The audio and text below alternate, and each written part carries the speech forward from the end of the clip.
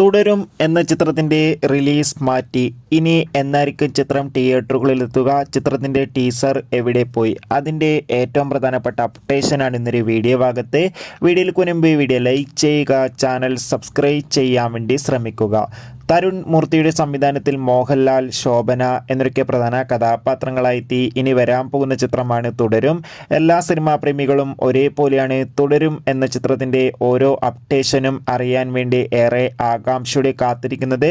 ചിത്രത്തിൻ്റെ official first look പോസ്റ്ററിനൊക്കെ മികച്ചൊരു അഭിപ്രായം തന്നെ സ്വന്തമാക്കാൻ വേണ്ടി സാധിച്ചിട്ടുണ്ടായിരുന്നു.